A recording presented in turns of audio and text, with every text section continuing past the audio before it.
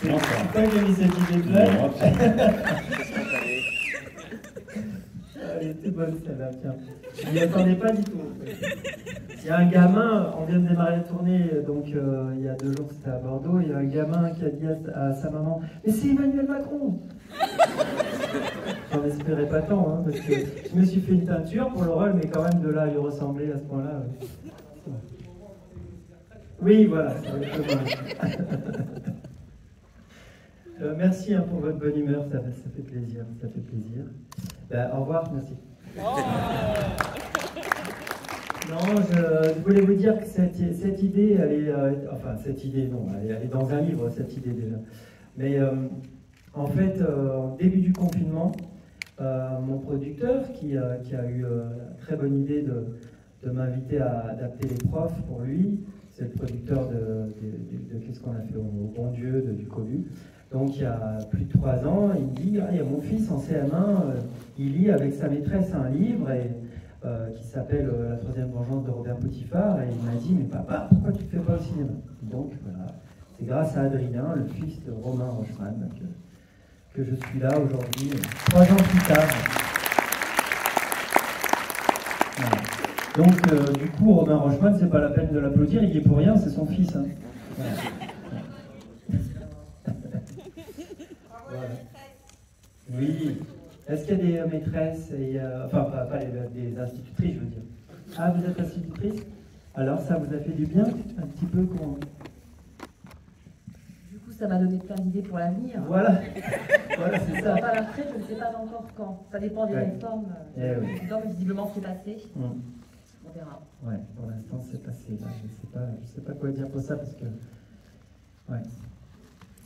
Et est-ce qu'il y a des enfants qui ont fait du mal à leur maîtresse? Est-ce qu'il y a des maris qui ont fait du mal à leur maîtresse? Pardon, on change de thème là. Bah, moi, puisque vous me demandez, j'ai fait beaucoup de mal. Non, une maîtresse m'a fait beaucoup de mal parce que moi, je suis né au siècle dernier. Donc à l'époque, on avait le droit de frapper. Donc j'avais une maîtresse qui me frappait. Et qui me tirait les cheveux comme ça faisait très très mal, et qui me frappait avec une règle, comment vous savez, les règles, voilà, horrible, avec les doigts comme ça.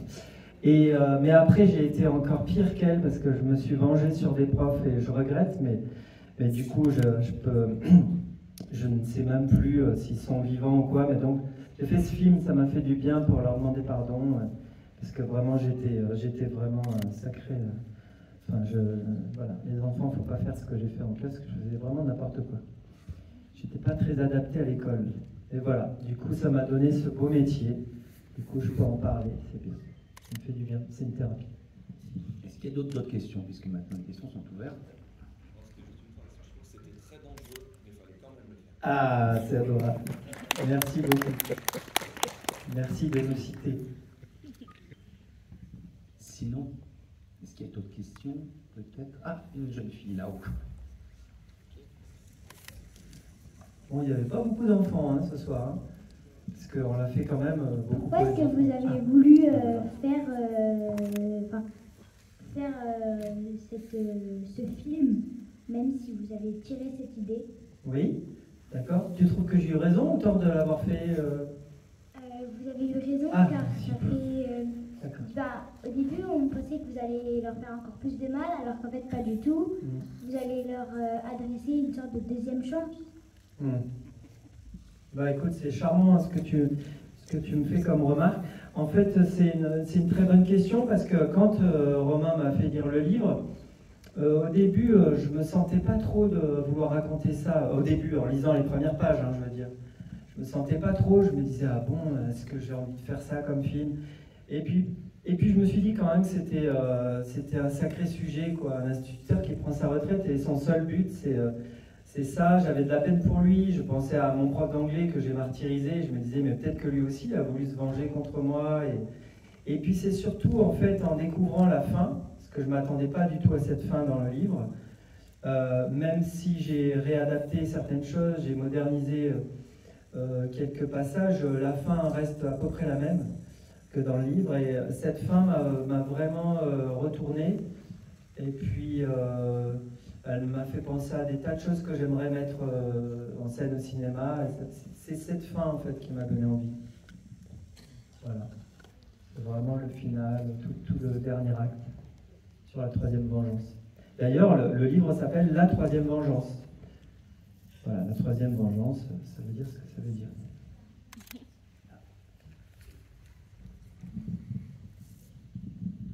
Est-ce que c'est difficile de gérer un Christian Clavier dans un film comme celui-ci, étant donné son passé, le nombre de rôles comiques qu'il a pu incarner?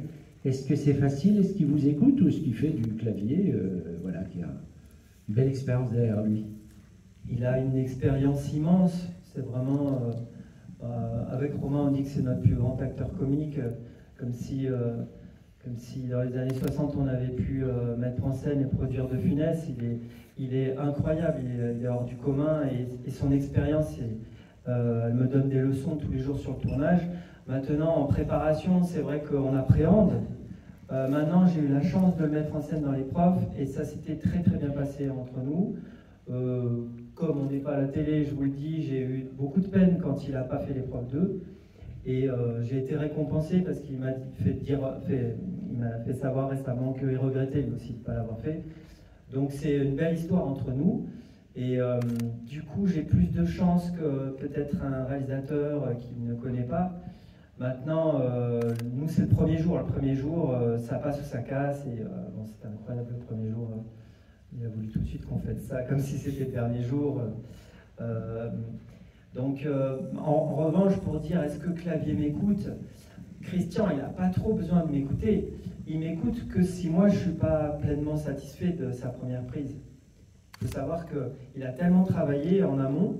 Il travaille non-stop 30 jours avant le tournage, il se concentre sur le rôle. Et il a même un répétiteur, il connaît tout le scénario par cœur, à un point de me faire honte que parfois il connaît des scènes mieux que moi. Et puis, si dans sa première prise j'ai une idée, là je lui souffle et il est hyper content, mais il faut lui faire une bonne proposition, quoi. Il faut savoir exprimer ce qui nous manque. Voilà. Parce que comme tous les grands acteurs comiques, il a une part d'enfance, donc il peut être vexé aussi, quoi. Voilà. Mais non, on était très complices. Vous avez une carrière un peu commune, enfin des points de votre carrière. C'est là que vous avez commencé avec une bande, pareil. Oui, ils m'en parlaient. Ouais, ça me faisait drôle qu'il m'en parle, parce que je ne compare pas les Robin des Bois aux Bronzés, mais lui, il me parlait souvent de notre groupe, ouais, du groupe des nuls aussi, et bien sûr des inconnus. Et avant, ça, je ne vous dis pas, j'avais le melon, quoi, ça c'est clair. Ouais. Bah, vous irradiez pareil le cinéma français, c'est-à-dire que Jonathan Balasco a fait des films, là, vous avec Marina Foïs, vous faites tous des films, aujourd'hui vous faites une grosse partie du cinéma comique ou au moins français. Je sais pas, je sais pas, en tout cas les Bronzés c'est tellement sacré que... Merci. Je vais vous poser une question, c'est par rapport au petit boîtier, là, d'abord, oui. Il est en vente. Hein, oui. La deuxième chose, est-ce que ça n'a pas interagi un peu sur le personnage d'Isabelle Nanty, parce qu'elle a une méchanceté remarquable. Mis à part, alors Clavier, oui, mais Nanty, ça ne devait pas être facile non plus, si. Ah non, mais ça me fait plaisir que vous disiez ça, parce que figurez-vous que Nanty... En fait, Isabelle Nanty, c'était mon prof de théâtre quand j'étais jeune. Quand je suis arrivé à Paris, de Marseille, c'était ma première prof. Après, je ne voulais plus la quitter, on était tous fous d'elle. Et puis, on est devenus amis. Elle m'a pris dans ses pièces, j'ai pris dans les miennes. Et à chaque fois que j'écris un film, je me dis, Nanty, qu'est-ce qu'elle va faire? Et là, il n'y avait pas de rôle. Alors, je me suis dit, bah, elle va faire la mère de Christian, même si elle est beaucoup plus jeune que lui. Et donc, elle m'a dit non, elle était très vexée. Mais pour les profs, elle m'avait dit non aussi. Pour Gladys, la prof d'anglais, elle m'avait dit non, elle était très vexée aussi. Elle m'a dit, mais tu me vois comme ça. Elle le prend très personnellement, en fait, quand on lui offre un rôle. Et en fait, je la connais par cœur, je sais qu'elle va finir par dire oui. Mais bon, de se voir toute vieille comme ça. Et puis, puisque vous parliez de méchanceté, sur le tournage, ils sont très complices avec Christian, et il se trouve que Christian Clavier a été élève de Tsila Shilton, qui était Tati Daniel.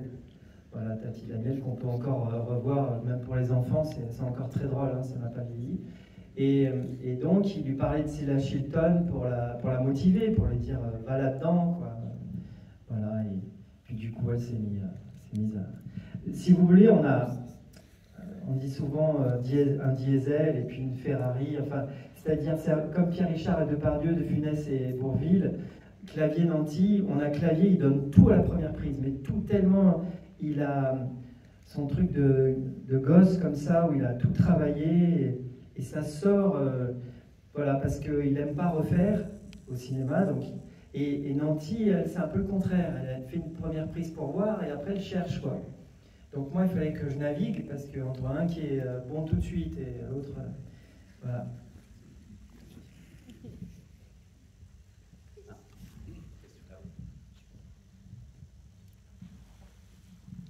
Oui, bonsoir. Moi, je me suis beaucoup amusé, mais je voudrais effectivement parler d'autre chose, de ce qui est en arrière-plan. Est-ce que les situations de vengeance, ce sont celles du livre, ou est-ce que vous en avez rajouté? Parce qu'il y a quand même une satire en arrière-plan de notre société pour certaines situations. Oui, vous avez complètement raison. C'est vrai que quand je lisais le livre, j'avais un peu peur. Il a été écrit dans les années 90 et il y a eu tellement d'évolution ces 5 dernières années, 10 dernières années, que je me suis dit, si je le traite à cette époque-là, c'est un peu désuet. Donc je me suis permis de moderniser tout ça. Je vous donne des exemples concrets. Les deux jumelles, elles sont devenues coiffeuses, qui est un beau métier qui existe encore, mais voilà, la grue balançait une tonne d'eau sur le salon de coiffure. Il n'y avait pas de président. Donc maintenant, je me suis un peu... en fait, j'ai pensé aux influenceuses, tout ça, quoi. Qu'est-ce qu'on a fait Oui, j'ai fait référence à McFly et Carlito, qui sont, je pense que les jeunes le connaissent tous, quoi, qui sont deux youtubeurs qui cartonnent, avec qui j'ai fait des sketchs. Sauf que ça m'a un peu choqué quand Emmanuel Macron les a invités à l'Élysée. Je me suis dit, tiens, je vais faire une petite parodie de ça, où Macron invite des influenceuses sur un chantier. Voilà. Donc j'ai un peu modernisé de cette manière-là, mais sans trahir pour autant l'œuvre, hein, parce qu'en fait, il y a 3 vengeances aussi. Elle est chanteuse à la fin aussi, dans le livre. La vengeance n'est pas la même. Dans le livre, il balance des milliers de petits papiers, des cintres, enfin des projecteurs sur le public, où il y a marqué des petites saloperies sur la chanteuse. Voilà, c'était comme ça dans le livre. Voilà. Mais par exemple, le restaurant, il y a le chien. Sauf que dans le livre, le chien, Poutifar, donne une invitation au restaurant au garagiste. Et le garagiste, c'est pas une femme, je préférais mettre une femme, c'est un garagiste qui part avec son chien au restaurant et qui fout le bordel. Je trouvais que ça donnait plus de sens à Poutifar si il était comme un général de guerre, quoi, comme Napoléon. Il a son champ de bataille, il envoie son chien, enfin voilà. C'est des petits trucs comme ça, mais l'histoire reste la même. Oui. Je voulais préciser ma question. Est-ce que vous avez voulu que ça soit plus qu'une comédie, que ça soit aussi qu'il y ait une dimension satirique dans ce film, parce qu'elle est totalement évidente. Ce qui est en arrière-plan, elle ne peut pas passer inaperçu. Il y a la comédie, on s'amuse beaucoup, mais il y a toute cette dimension qui est en arrière-plan, qui ne peut pas nous échapper. Oui, bah, tout à fait. C'était un souhait, c'est clair. C'est clair.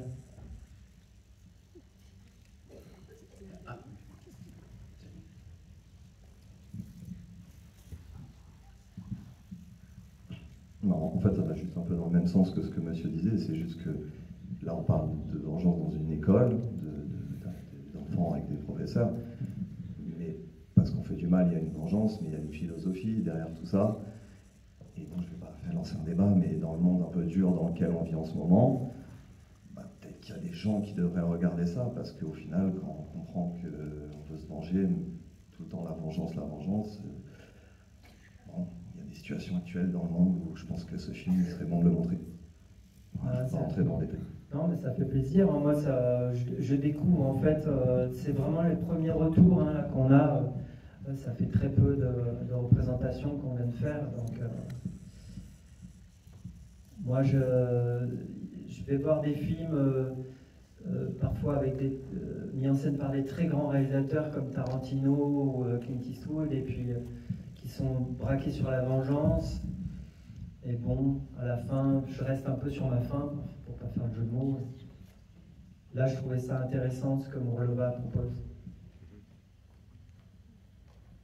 J'ai vraiment adoré votre film, et ce qui m'a surtout plu, c'est à la fin que vous mettiez une phrase philosophique, comme le faisait, enfin l'a très bien fait Louis de Funès, à la fin d'un de ses films, il a mis la phrase son plaisir c'était de faire rire les gens, et vous, votre phrase aussi un peu philosophique, était très, très sympathique.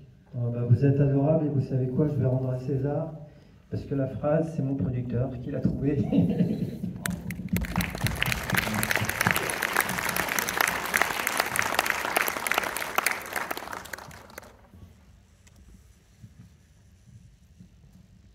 Encore une question là. J'arrive. Je les sens très très bien larges, regardez. Bonsoir. Merci beaucoup pour ce magnifique film où j'ai beaucoup rigolé, j'ai passé un très beau moment. Et du coup, j'avais une petite question un peu philosophique, alors qu'il n'y a pas vraiment de rapport, mais justement, est-ce que vous avez voulu mettre l'axe aussi sur le fait que la jeunesse n'excuse pas tout, ou pas du tout, à travers votre film? Ouais, c'est vrai qu'on en a débattu. Hein. Là, vous nous soulevez des souvenirs. Là, ça a été des débats avec Cécile Picot qui travaille chez UGC au développement avec Romain ouais, elle me questionnait comme ça, comme vous êtes en train de le faire, et ça me mettait dans tous mes états, parce que c'est vrai que on a écrit des phrases qu'on a retirées, c'est très délicat. Hein. Notamment à la fin, sur la scène, vous savez, quand Isabelle Nanty décide d'abandonner, quoi. Aussi. Et Christian n'était pas d'accord, par exemple. Bon, ça reste entre nous, mais on se dit tout, quoi. Christian n'était pas d'accord. Et il citait Edmond Dantès, par exemple. Et il citait le comte de Monte Cristo, qui pendant 15 ans a attendu ce moment-là. Et il me disait, mais moi je ne peux pas abandonner comme ça. Et c'était hyper touchant, parce que je me disais, mais mon Dieu, mais il est habité par le rôle, quoi, parce qu'on était à table et il était hyper sincère et il se battait, quoi, il défendait son rôle, en fait. Ça, c'est les grands acteurs. Ils sont l'avocat de leur personnage. Et en même temps, j'ai appelé mon co-auteur, j'ai appelé Romain, mon producteur, je disais, mais Christian, il veut aller jusqu'au bout. Ça devenait fou, quoi. Et après, mon co-auteur m'a rappelé la raison pour laquelle je voulais faire ce film. Il m'a dit, mais c'est justement le contraire, tu veux faire ce film pour dire le contraire. Je dis, oui, t'as raison. Mais bon, c'est vrai, quand on est avec clavier pendant 2-3 heures, on a la tête qui... Bah oui, il est très séduisant, c'est une idole. Mais du coup, j'ai perdu le fil, parce que vous m'avez... Tu vois de quoi on parle? Vas-y.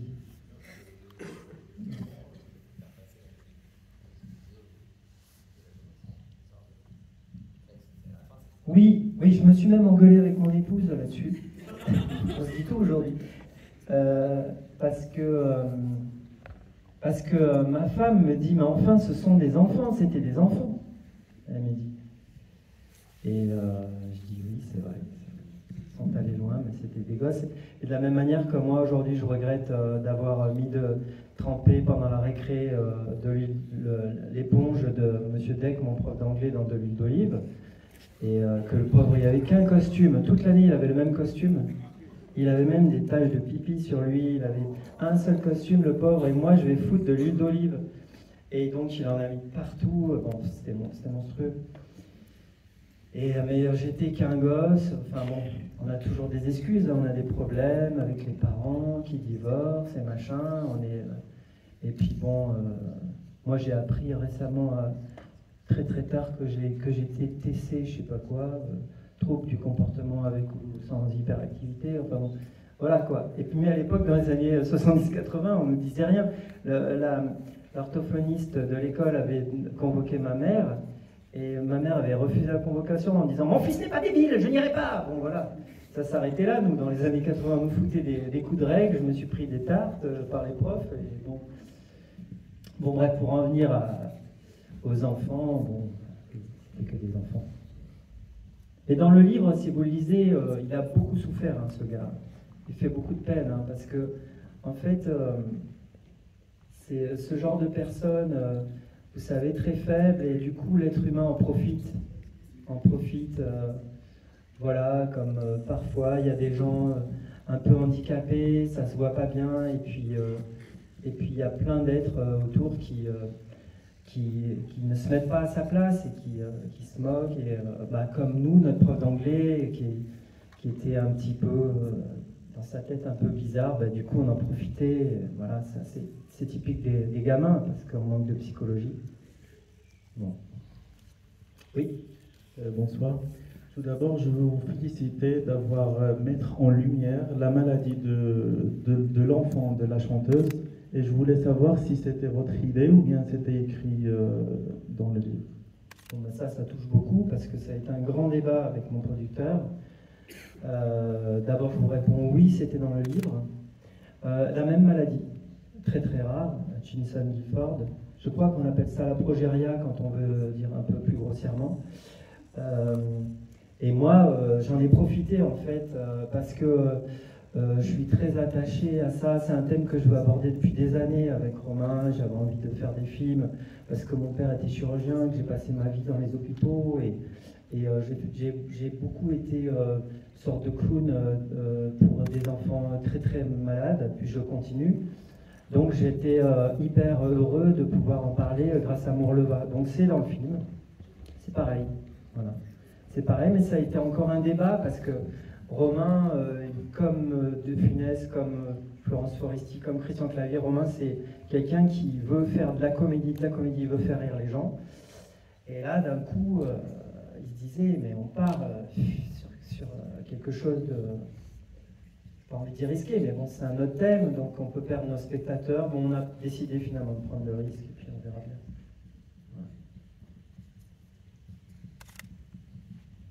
Il y a encore quelques questions. Sinon, s'il y a plus de questions, je peux faire des selfies, c'est 2 francs.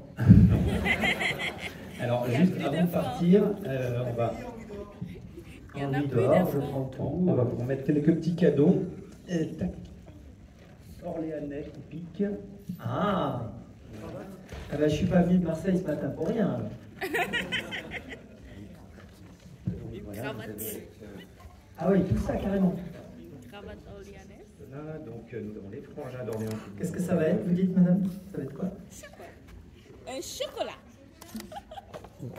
Habituellement, c'est du chocolat. Oh là là, oui. C'est du chocolat. Voilà. Ah oui, ça, c'est pas du Nutella. Hein. Et c'est du chocolat gruffé. Ah ouais. Alors, vous aurez une belle plaquette de chocolat aux lumières. J'ai déjà des plaquettes de chocolat pour vous. Pardon. Aux couleurs du film. Merci voilà, beaucoup. c'est ça. Merci beaucoup. Bah, s'il y a des gens qui veulent faire une photo avec moi, c'est gratuit en fait, je déconne. Excellente soirée à tous et on se revoit le 7 juin. Voilà.